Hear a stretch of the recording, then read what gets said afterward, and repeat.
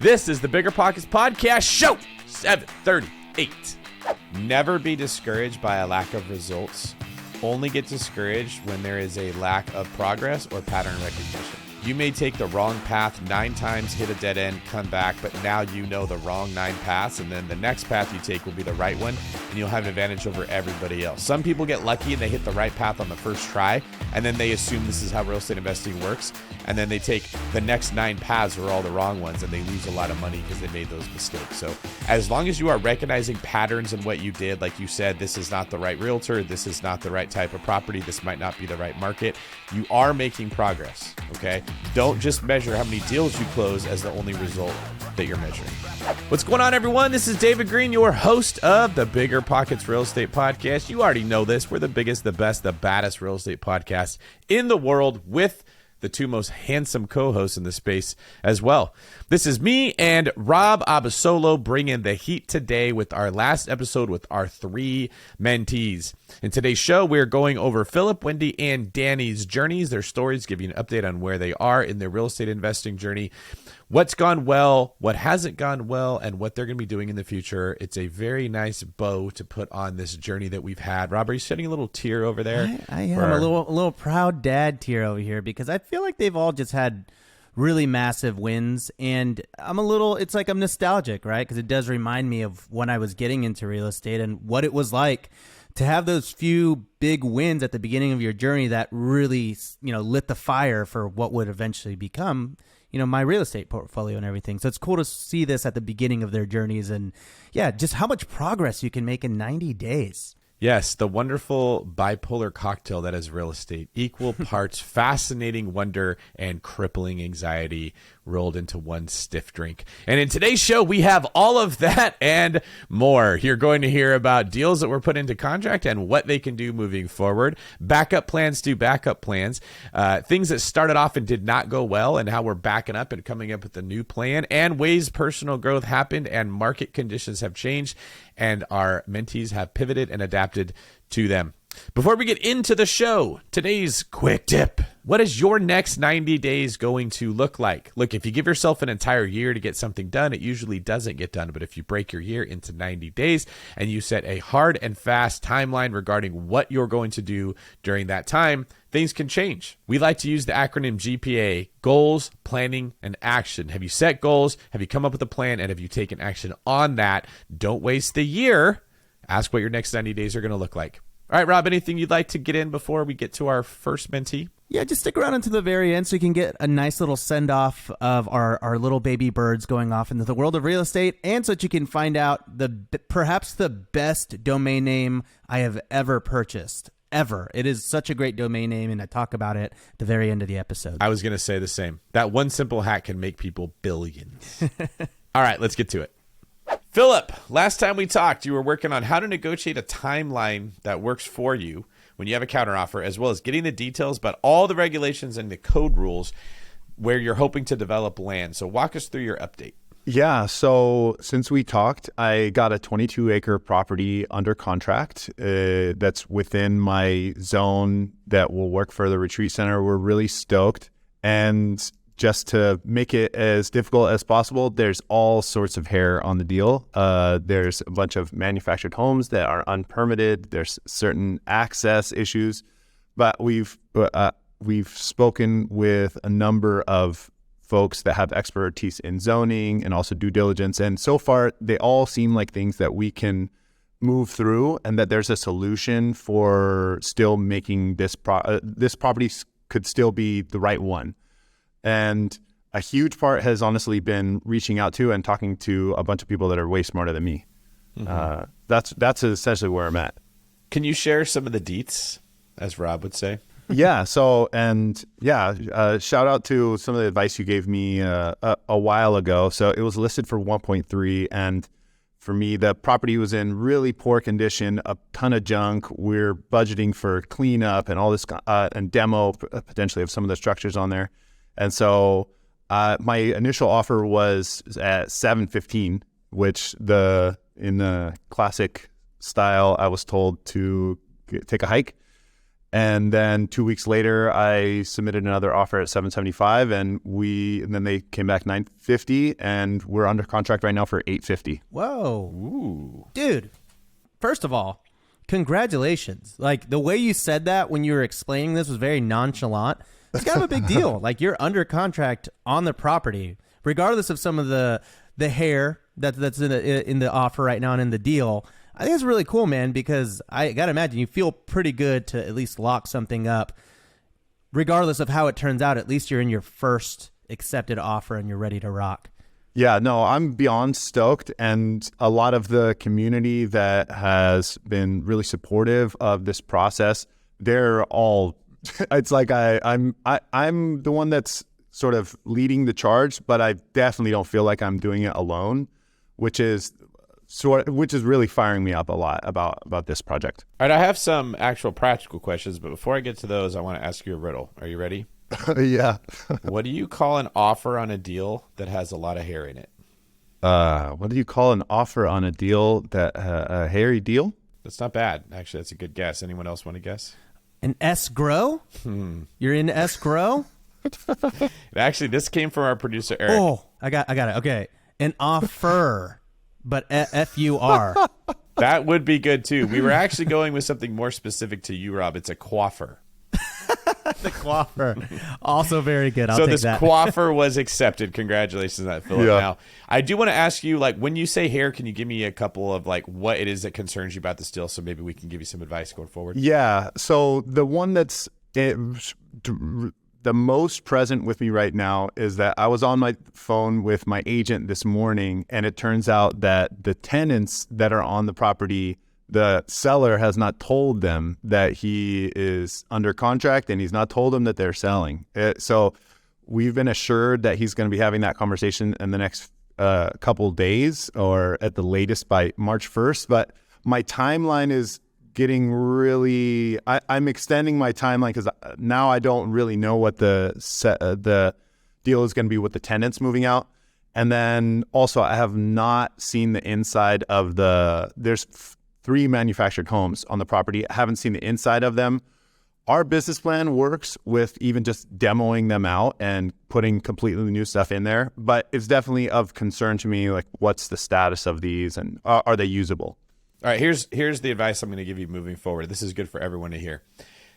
Buyers make decisions on a certain, like, path that we walk, okay? So, like, we tend to go through a deal making a step and then evaluate a step and then evaluate. It's kind of like walking a path up a hill, right? Like, you see something you don't like, you either stop walking or you go back and say, I don't want the deal. It's not the same process for a seller, and you can easily make the mistake when you're a buyer of trying to look at the deal from the seller's eyes and projecting your eyes onto theirs. Sellers, it's more like falling down a cliff in a sense. Like, they have a belay that stops how far the fall could go. Then that becomes a new baseline. They put a new belay in, and then they might drop further. So originally they had a purchase price of, what was it listed at? $950? It was listed at 1.3. Okay, so they had like a ceiling of 1.3. This is, or maybe I shouldn't say ceiling, a floor. This is what I will accept. As time went by and they emotionally were worn down by no one buying the house, they would slowly accept, maybe I'll get 1.2, maybe I'll be 1.1, maybe it'll be $1 million. If you had written the offer at $1 million when they first put it on at 1.3, it would have been a hard no, because their ceiling hadn't dropped that far. But emotionally, that starts to change as time passes, and it's a terrible experience as a seller because you're marinating in your own anxiety. It's horrible. That's what gets sellers to drop the price. So it got all the way down to where their ceiling hit 850, which they never thought they would do, but they got to a point of pain, okay? That is now the new floor, and it can go further down. I don't want you to think that it can't go further. As new information is introduced, that comes with fear. So if you get inspection reports and it's like, oh, these 3 mobile homes are terrible, we need to do all this work to fix them up. Or I'm trying to remember what the other thing you said that concerned you. Remember what it was? The tenant's not leaving, right? Yeah. Oh man, we might have to pay for an eviction. That's going to cost $100,000, right? Whatever it is that you can give them information and say, well, we're at 850, but it's going to cost me $100,000 to fix this. I need a price reduction of $50,000 and another $25,000 off of closing costs or something to make up for this. They're now seeing that like that's $25,000 more than what they would have accepted at $750. All right. So I just want everybody listening to understand, as you go through the deal, sellers are just like having these big drops. Okay. It's not like a buyer that's sort of taking a bunch of little tiny steps moving forward, and understanding that will give you an advantage when it comes time to renegotiate. Yeah, I got similar advice because I was on the phone with my agent how to approach some of these issues this morning, and we had a road guy go into the property that also does demo last week. He's going to be getting me a bid tomorrow or the next, like in the next 2 days, and it's going to be at least probably $100,000 for the cleanup and the demo. And yeah, I decided I'm not going to say anything to the seller about concessions or anything until I have that bid in hand. There you go. And that's my next step. Give that first, create the fear. Now that there's fear, and maybe you take some time, make them wonder, are you going to back out? Are you going to stick with it? Let that anxiety sort of do its thing, then come with your approach. Yeah. And I think for everyone listening at home, this is a really good example of remembering that there are multiple finish lines to get to the end of a deal. You know, you get your offer accepted, and it sounds like you're in a really great position here, Philip, but that's just the first finish line. You know, the negotiation isn't over. The negotiation happens throughout the entire deal until you're literally at the closing table signing. So with all that said, it sounds like it got really good advice from David here. But Philip, I'm curious for you, what homework or next steps would you assign yourself moving forward on this particular deal? Yeah, I think one of the things that's made me feel so confident in how I'm moving forward, honestly, has been networking with other professionals. And a huge benefit of being on the podcast, I've talked to so many incredible people. I actually have a meeting scheduled with somebody that their entire business model is that they help people with due diligence on land. And we're meeting on Monday. I have a foundation guy that's going to see the property in the next couple of days.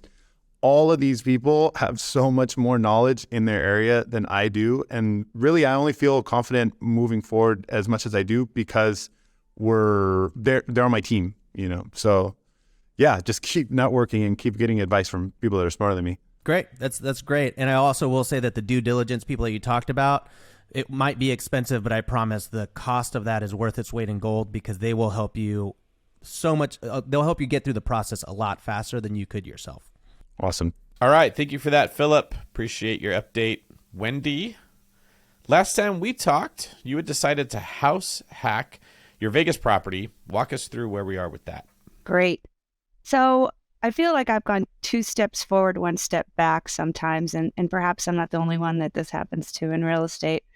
I'm headed to Vegas tomorrow, and I am meeting with my realtor, and I'm going to drive around town, and we're going to see a bunch of properties, and we're going to kind of put the nail on the head as to what exactly is the criteria that we're looking for. But what I started to realize was there's a lot of beautiful houses in Vegas that are available for $500,000, even $450,000. But as I crunched the numbers, I really couldn't make it work as a long-term rental, which is my backup plan. And then I saw this thing where it said, this house is going to rent for $2,300. Well, it was for sale for $500. And I thought, wait a minute, I'm doing this all wrong. Like, why would I even buy a house to begin with? Maybe I should just rent a house and then re-rent it out if I want to do it that way. So I've had to kind of pivot, if you will, a little bit to just figure out what's really the criteria that makes a good investment for me. Living in the property, I could maybe break even, maybe make $400 or $500 a month extra. But I'm like, how much more time and effort am I spending to make that happen? And so I really just had to kind of sit back and say, what do I really want to do here? And what's my time worth? And kind of figure out that model. So I've kind of scaled down the size of properties I'm looking for to maybe just buy an investment property there and put somebody in it and not house hack it. So I'm a little bit in a spin right now, to be perfectly honest. I thought I was going down one path, and I'm just mid-spin, unfortunately. Well, you may not be making the progress that you want to, but I do believe that you're working through this the right way. You're asking important questions because a lot of the times people in your position, they're so desperate to get in the deal that they'll buy a bad deal. They won't get in a good deal. And in some capacities, I think people will always figure out how to make it work. But I do think it's a very smart thing to be cautious, right? If the numbers haven't worked in any of the simulations or any of the modeling that you've put out there, then it's probably a wise idea to reconsider it, and then also evaluating your time and assigning a worth to that. I think that's perfectly viable too. And I still think you probably have other options. I mean, I know renting a home probably wasn't super ideal, but that is a form of house hacking. I've known plenty of people that have rented a space and then they rented the other 2 rooms to completely subsidize their rent, and then they didn't pay rent anymore, right? Or they paid a very small amount. So at the end of the day, I think the faster you get out of renting or paying a mortgage, the more money you can save up to actually get into a property that you can probably make the numbers work on. Yeah. So I think going forward, what I'm definitely looking at is still, I want to use my money that I have and my W-2 that I have to buy a primary residence that maybe has an ADU or something else I can Airbnb on the backside. And the question then becomes, where can I do this and have it be a good scenario? Southern California is a challenge. We all know that living here, but I did finally just reach out to somebody here to just say, help me gut check this. Is there any way I could buy something in Long Beach or San Pedro and Airbnb a back unit? And we'll see what the numbers come back on that for. But I would do that in Vegas in a heartbeat if I could find that kind of a property there, but it just doesn't seem to exist. And on the house hacking in one house, I know people do it. I know people share houses, but it just seems, even with the midterm rental folks that I talked to with Jesse Vasquez and all of them, their model really works great around a 1-bedroom condo or a studio apartment or a casita in the back. So if I don't have that model, I'm just not as confident about going in gangbusters and spending a bunch of money doing it. So that's kind of and I feel frustrated because here we're leading up to this podcast and everything was going so great. And now as we're like down the road, I'm like, wait a minute. Am I getting over my skis a little bit? But I don't know yet is the answer. David, you deal with this a lot, right? Because you are in the Bay Area, and so you're always trying to help clients that are specifically looking for a property with some kind of rentable or house hackable aspect, right? How often are you finding success on the first, second, or third try? Is it pretty common out there?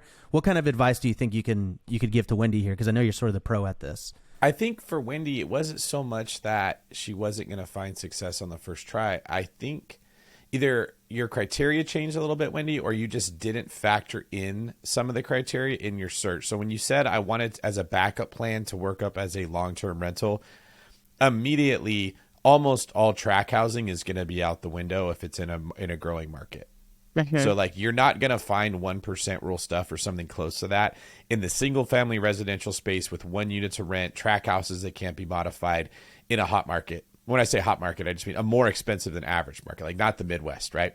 You might be able to find something like that in a market that isn't experiencing as much growth, where you could buy a property for $210,000, maybe it rents for $1,700 a month. So it could work as a long-term rental, but then you have the option to go short-term rental and actually get more profit. Most markets where we're seeing a lot of growth, you can't just use that traditional long-term rental model almost at all. Like if you had just said, I want to buy a long-term rental in Vegas, I would have said, don't. You can only do that with small multifamily. You're not going to be able to do it with a residential house. So I don't know that you did something wrong, other than we just probably didn't measure this up well enough before you went into the market that you wanted it to work as a backup also. So I think for you, it's going to be some clarity. Like, do I want a short-term rental? Do I want a house hack? And then does it also have to be something that as a backup plan would work as a traditional rental? If so, you got to pick a different market. You're just going to have to go to a lower price point where the price rent ratios are going to work out. That doesn't happen as often in our market because people don't have that backup plan. It needs to be a long-term rental. They're just going to live in it, right? Like backup plan is it will be cheaper than if I had to pay rent living somewhere else. And then they sort of put the odds in their favor where they wait until they live in the house for a couple of years. And then as rent increases, eventually it is something that they can use a long-term rental if that's what they want to do. Or they buy a house that has more than 1 unit. That's the other shortcut, is if you can get a property with 2 ADUs or a property where you convert the garage and then also have an ADU. Now it does work as a long-term rental because you got income coming from more than just the one space. Does that make sense? Yeah. You said something really important there, and maybe it's that I'm taking insights from this realtor that I've chosen in Vegas, and they have a very specific criteria that they will only recommend to their clients, which are in certain areas that are primarily these tract homes. And maybe I should I should not necessarily take their advice, and I should go into some of those areas where there are beautiful places that I could do so much more with than these track homes. And so maybe that's something for me to look at while I'm out there. Track homes really do limit your creativity with real estate. And I probably should explain why. When a new home is built within a subdivision and all the neighbors are really close to each other, first off, neighbors don't love investors. So when you got houses smashed up against each other, like most track houses are, you're begging for complaints. There's also going to be parking issues because everyone's trying to share the same parking spaces. But more than that, they're built with a really cool flowing floor plan that works for a family. It is very difficult to create separate units out of that one big structure. It's what I found. Like, it's almost impossible because most of them are 2-story houses to have a separate entrance into the second story.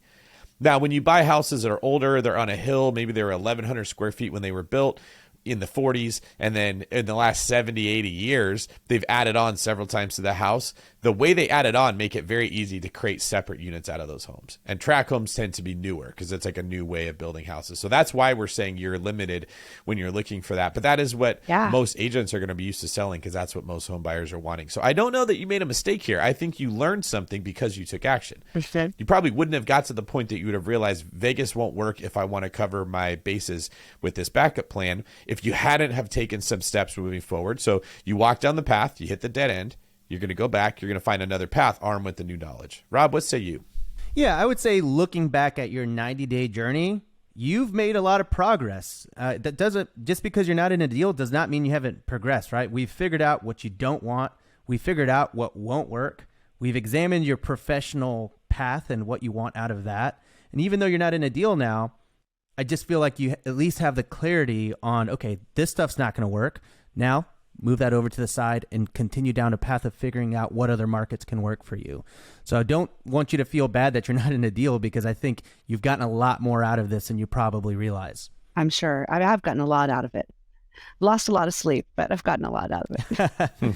And that's how it should be. So with all of that said, Wendy, as you sort of examine where you're at and you're moving down forward down your path, what next steps or homework would you assign yourself to kind of get you a little bit closer to that full clarity that you're looking for? Yeah, I really think I probably need to do a little bit more networking than I've been doing, which of course takes time, but I need to step outside of my Zoom zones and really just go to some more meetups and meet some people and see where people are investing and what's moving the needle for them today. I feel like I need to increase my access to people like that. Yeah. So that's one thing I definitely want to do. I think it's great. And that's even something that Philip talked about too, right? He's like, I just need to talk to more people that are kind of higher level, a little bit more advanced. And that has opened up some doors for him too. So I think that's going to work great for you. And I'm going to continue down the midterm rental path. I'm going to go to that conference they have in a couple of months.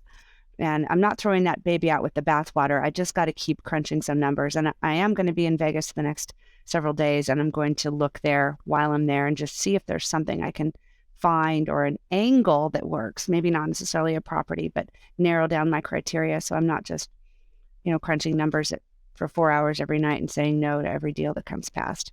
Awesome. Well, I think you're taking action. You're going to the midterm rental conference. You're in Vegas right now looking at properties. You're talking to people that can help you on this journey. So I think you're going to get a lot of that out of that too. We're going to be following along, and I just wanted to thank you for your time and for taking this journey with us as well. Absolutely. It's been awesome. Last piece of advice for you, Wendy, before we go on to Danny. Never be discouraged by a lack of results. Only get discouraged when there is a lack of progress or pattern recognition. Okay, you never know when you're going to hit that finish line that Rob talked about. You may take the wrong path 9 times, hit a dead end, come back, but now you know the wrong 9 paths, and then the next path you take will be the right one, and you'll have an advantage over everybody else. Some people get lucky and they hit the right path on the first try, and then they assume this is how real estate investing works, and then they take the next 9 paths are all the wrong ones, and they lose a lot of money because they made those mistakes. So as long as you are recognizing patterns in what you did, like you said, this is not the right realtor, this is not the right type of property, this might not be the right market, you are making progress, okay? Don't just measure how many deals you close as the only result that you're measuring. All right. Good advice. Awesome. Okay. Danny Zapata. Last time we talked, you were about to make some aggressive offers on some multifamily buildings and maybe even following my strategy of making some offensive offers that might just get you a no right out the gate.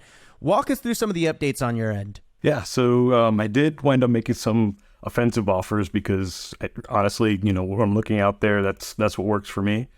So I kind of approached this from what's the price that I needed to be at in order to do this deal versus how do I get to the seller's, asking price? Because I think that's kind of a mindset that I've had early on. So I made 2 offers. One's an 8-plex in North Oak Park. It's been sitting for several months.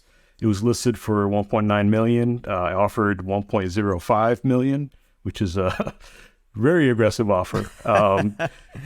Yeah. But they did respond.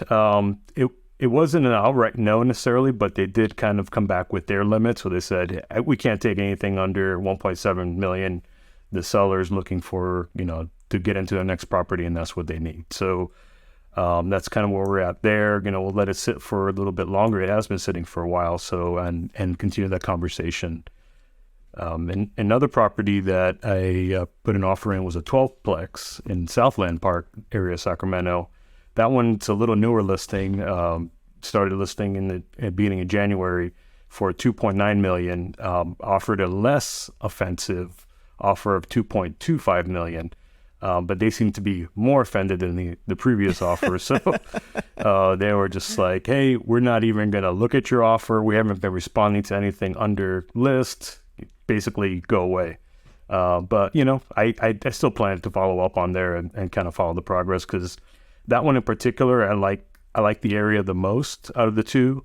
I feel like it has the most long-term potential and just kind of a nice, stable asset. So that's kind of where I'm at, and just kind of continuing to follow up every couple of weeks and looking for more opportunities to make offers. All right. So a couple things to highlight here. I have this analogy that I call the pickle jar that I tell a lot of our clients. You know how sometimes you'll be trying really hard to open a pickle jar and you can't get it, and then the next person tries, it pops right off. What do we always say when that happens? Oh, I loosened it for you. I loosened it for you. Exactly. You're not stronger than me. A lot of the times I will step in and I'll get a deal at a really good price, but I don't know how many Danny Zapatas came before me and loosened that pickle jar. So like they wanted 2 million, you wrote it at $1 million. They start thinking in their head, maybe it's not worth 2 million. I'd be lucky if I could get 1.3. And then I come in with 1.32 and they're like, yeah, I'll take it. And I'm like, well, I'm such a great investor. I got a great deal. But I don't know everything that happened before I walked into that scenario, right? So the moral of the story here is you want to get the pickle from your own labors. You want to follow up with these people every so often so someone else doesn't step in and steal your pickle, right? You're having the marks on your hand and your forearms are all swollen, even wrestling with this pickle jar. You don't want someone to come in and take it. So don't forget to keep following up as the sellers are wrestling with their anxiety as rates are going up and their property isn't selling. And doom and gloom is starting to happen more and more on the news. You never know when they're going to hit that point where they might say, hey, you know what? This other opportunity passed us up. We're going to make so much money on it. If we lose money on this one, that's okay because I need to move the equity from this one to this one. That's going to be a good Instagram reel right there. I already know it. Protect your pickle. Protect your pickle. But it's very true. I mean, I think in real estate, it is all timing, right? And so you could be the one that capitalizes on the timing if you keep following up. But David's totally right, man. You could have offended them. They're going to get offended 5 more times. And if you're not following up consistently, someone else is going to come and offend them less. And that's the offer that's going to get accepted. So you definitely want to make sure that you're checking in and saying like, hey, I know this deal didn't work before. I know this offer didn't work before. I'm curious, what have you been hearing? Is there a way to make this deal work? I love this property still, and I'd love to talk about this a little bit more with you. So I think getting in there, talking to them. But Danny, I got to say, man, I think it feels from just like the first episode, like it feels like you hit your groove, man. You found it. You just seem a lot more confident kind of talking through this. So I am wanting to know when you put these offers in, what did it feel like? Was it scary? Was it a relief? Was it a relief to hear a no? How was that all for you during that process? Yeah. So I think you called me out correctly in the last episode about, having to make that first offer and kind of rip that Band-Aid off. And it still felt really, challenging to go and do it. And I did hesitate a little bit, but, I kind of had you sitting on my shoulder, talking in my ear, you got to make that first offer. So it felt it felt liberating and just kind of really good to get that out there. I think, along with utilizing David's advice around just kind of generally talking to more people and being more comfortable, I think, putting those two things together have, kind of resulted in what you see today. So, I do like it. And, I do, once you make those first offer, a second offer, it does feel like it's starting to snowball and just getting more comfortable doing that. Yeah. So looking ahead as you kind of walk down your path here, I know we're at the 90 days, but what homework and what next steps would you assign yourself as you kind of go on to your next 90 days? Yeah. So 90 days flies really fast, by the way. The homework, key is to keep making those offers and keep the momentum going.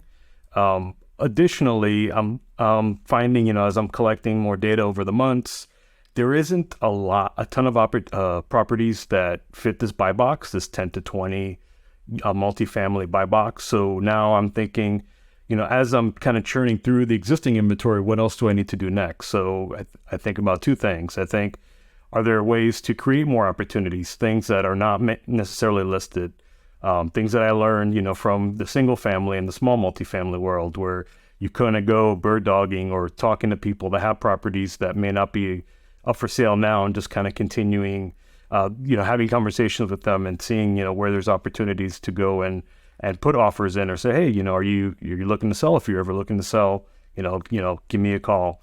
And then the other part of it is, being realistic and reevaluating that buy box every once in a while. So as I mentioned, there's a limited set of properties out there today. So is that pool big enough to continue down this path, or should I, extend that buy box a little bit?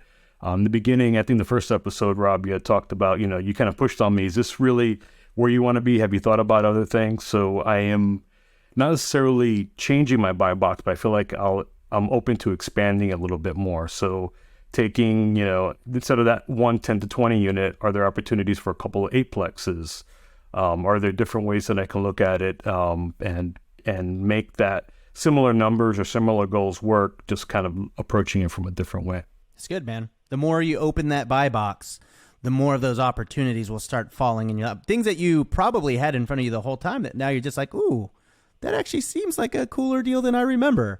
And I think that kind of stuff will start coming across your desk more. David, what about you? You got any final words here to send Danny off on his next 90 days, if you will? As I'm listening to you talk about your struggle, it's a very common one where you have set personal goals. Okay, I want this many properties by this much time with this much cash flow, and I'm willing to do the work to get there.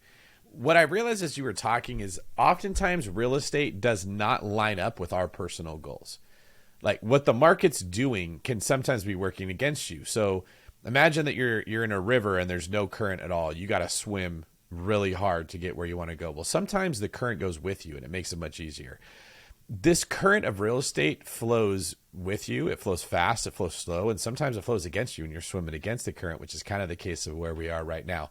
You can't get discouraged when real estate doesn't line up with our personal goals. It's not completely independent like other things would be that we have complete control over, like maybe our fitness. We control what we put in our mouth. We control how often we work out. You've got a situation with real estate where the market's tough. Not a lot of deals are working out, but there's not much inventory either. So we're in this stalemate where deals don't work, but there's not so much inventory out there that sellers have to drop their price. Okay, the current is flowing in your face and you're having to swim against it. It is not uncommon to bust your butt swimming and become a really good swimmer and think you're getting nowhere. And then the minute the market shifts and the current's behind you, you're flying past everyone else. Okay. So it is not a linear progression. It comes in these like short spurts where you can get a ton of good deals and make a lot of money. And then sometimes longer marathons where you're not really making as much progress, and it can be discouraging. So don't get caught up by the people that bought a bunch of houses between 2010 and 2013 and they crushed it. And you're like, well, how come I can't go do that? It was a different market. And don't be discouraged when you're out there networking and analyzing deals and writing low offers and learning about real estate, but you're not getting anything under contract. You are still getting stronger. You're improving your ability to swim, and it will turn around, but you're not in control of when that happens. All you're in control of is the action you take, the attitude that we bring, and the level of commitment that we have. So you kind of have to trust the process over the long term and fight those feelings of like, why am I even trying? Because Rob can attest, like when it turns around, it could turn around so fast. Yeah, absolutely. And you don't want to be in that zone where you give up too easily. And that's kind of where I've also been thinking about, like, hey, I've tried a couple things. Should I go shift to something else? I think there's a balance there of trying enough, or, putting in your best effort. Yes. And making sure that you're staying consistent and not just kind of giving up and jumping to the next shiny object. And I'm very aware of that. Yeah. 100%. Great attitude. All right. Well, thank you for that, Danny. Let's bring the rest of the group back in. If you guys could come back, and I'm going to hand it over to Rob. All right, so looking back on where you were 90 days ago, would you say that your goals have changed since then? Wendy, I'd like to start with you because I know that you've kind of you've shifted a few times on some of the strategies, but how have your goals changed since the beginning of this journey? Right. So one of the goals that I'd outlined initially was around my career and kind of moving more into something real estate oriented. And I think I was able to get some clarity through, guidance by you guys and just really starting to think through it, that I'm going to stay in my career doing what I'm doing as a marketing professional because I know it, I'm good at it, people pay me well to do it.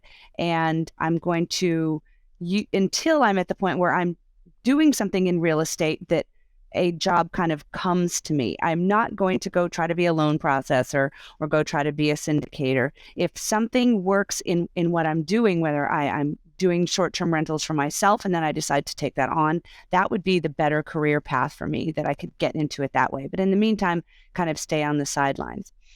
But all that being said, as David said, I think in week 2, it's like it's really tough out there to just be a real estate investor. Like you're going to run out of money at some point.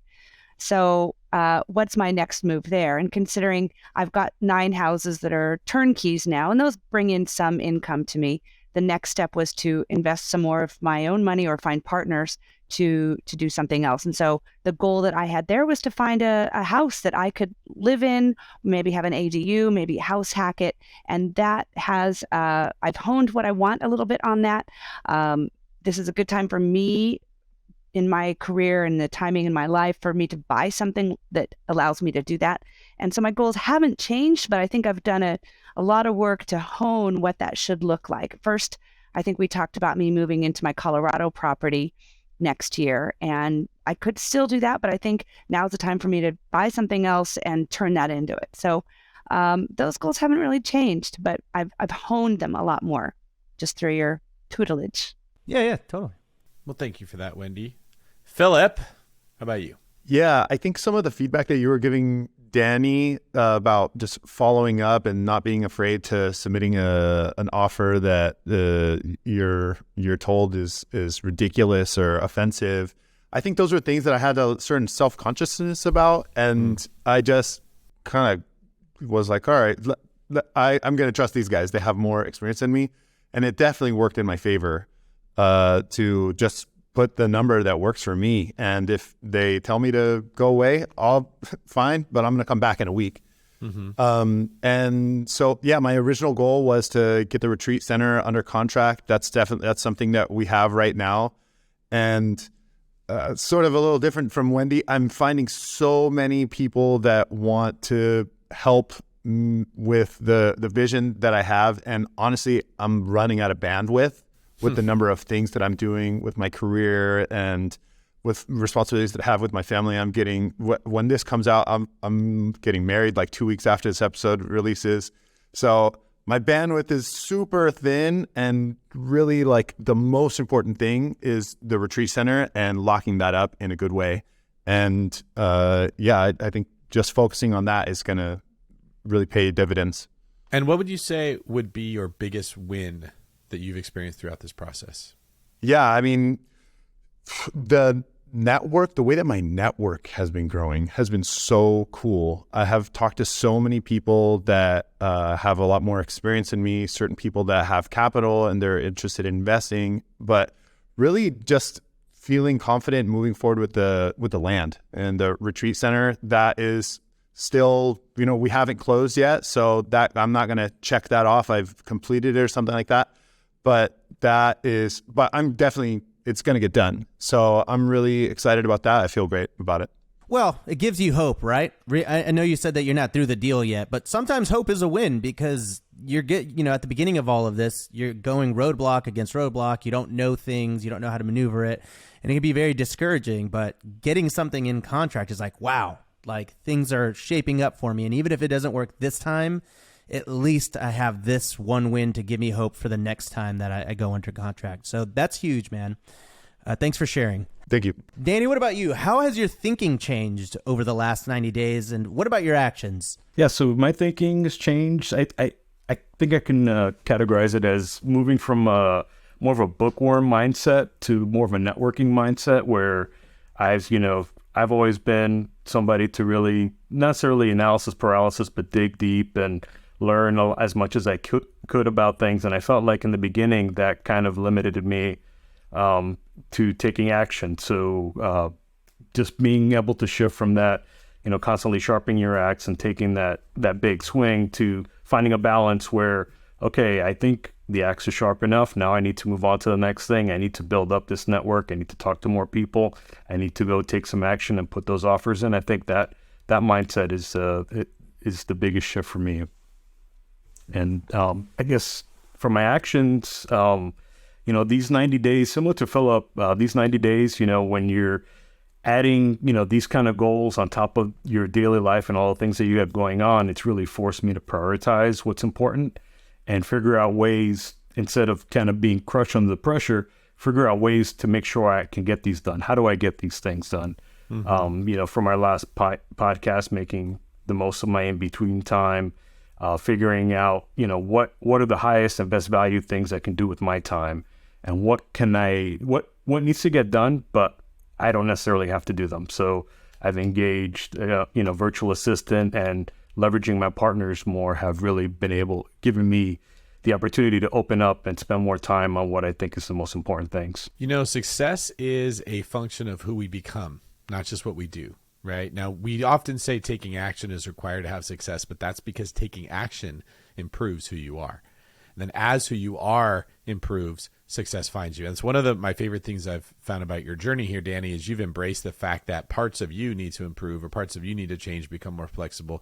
You have embraced networking. You're writing offensive offers that you never would have wanted to do. You're putting yourself in these uncomfortable situations knowing that that's going to help. And it's not only going to help you with real estate investing. It's not only going to help you with growing your wealth, your overall life, your relationships, your friendships, lots of other things benefit when we do step out of that comfort zone and find improvement. So I just want to commend you on taking that step. Really, you, Philip, and Wendy, all of you who have come on here and admitted I made mistakes. I did things wrong. I looked into something I never thought I would do. I took this action and I didn't get the result that I was wanting, but you are closer to becoming the person that is going to get it. And I know, like for you, Philip, congratulations on your upcoming wedding. This is going to make you a better husband. It's going to make you a better partner. Hopefully that's going to rub off on your partner and they are going to want to sort of like jump in line with it and do things that are outside of their comfort zone, get more focused. Like Danny was just saying, focus on where time can be better spent. All of us become better versions of ourselves when we commit to this process. So I'm proud of all you guys. Thank you very much. And this has been like a lifelong dream. Well, I can't say lifelong. I can't literally say lifelong, but kind of when I started this journey, being on BiggerPockets was one of those goals that I thought was several years away. So thank you very much. Awesome, man. Well, thank you guys. We really do appreciate all the vulnerability and just checking in with us and staying to it and actually coming back with homework and the assignments that you completed. You get out what you put into this kind of thing, right? I've seen so much of what y'all have put into this. So I'm excited to see and keep up with y'all over the next 90 days and see how things change. If people want to learn more about you, if they want to get in touch, if they want to find you online, where can people get in touch and follow along with your journey? Danny, I'll start with you. So Instagram, I just started Investor on Fire Instagram account. I've been posting a few things there, and I'm learning as I'm going through this process. I want to start uploading more reels and kind of putting more of that out there. Awesome, man. Investor on Fire on Instagram. Wendy, what about you? I'm Wendy SC_invests on Instagram. You can also find me on LinkedIn at Wendy St. Clair. A lot of people have found me there. I'm not as active on Instagram as so many other people are in the world of real estate, but I'm going to try to get a little bit better at it. Wendy SC Invests. Okay, awesome. And Philip, what about you, man? Yeah, so on Instagram and LinkedIn, I'm the_educated_investor. And I have a podcast called The Educated Investor where I interview incredible people in the real estate and entrepreneurs and find out how they did it. And I have a website, educatedinvest.com, where I have all my podcasts and all that good stuff. Okay, awesome, man. Educated _ So give us the Instagram handle one more time. Things. Too complicated. The Educated Investor with underscores in between them. Okay, I cool. just see a picture of my shining face. Great. And then David, what about you, man? Where can people learn more about you? You can go to the_agent_BiggerPockets_ flipper_ buy and hold medium term rental bald wealth builder. Just kidding. No, you can just go to my website, just been remade, davidgreen24.com. You can see all the stuff I got going on. And then if you want to follow me on YouTube or any of the social media stuff, I'm at davidgreen24. It's kind of the opposite of Philip. Like, at least his handle makes sense. You know what it is. You see mine, you're like, what is David Green 24? Is this a diner that he owns? Does he think he's Kobe Bryant? Is he saying that he works 24 hours a day? It's very confusing, and frankly, I don't blame people for being confused. Rob, how about you? You can find me over at www. If this was a good episode and it inspired you to take action, please consider leaving us a 5-star review on the Apple Podcast platform or wherever else you download your podcasts.com. I know it's really long, but everything else was taken. So, yeah, if this inspired you to take action and get started or optimize or scale your real estate journey, leave us a 5-star review and thank our awesome guests and mentees here in the review. Absolutely. Thanks again to all of you for doing this, and thank you, listeners, for following along on the journey. We hope you've been inspired, that you've learned something, and please reach out to all of our guests and just tell them thank you for being transparent and vulnerable and signing up for this. It's not always easy or fun to be in the spotlight, but they are willing to do it because we care about all of you and trying to give you the best experience and the best show possible that we can. This is David Greene for Rob, www.abasolo, signing off.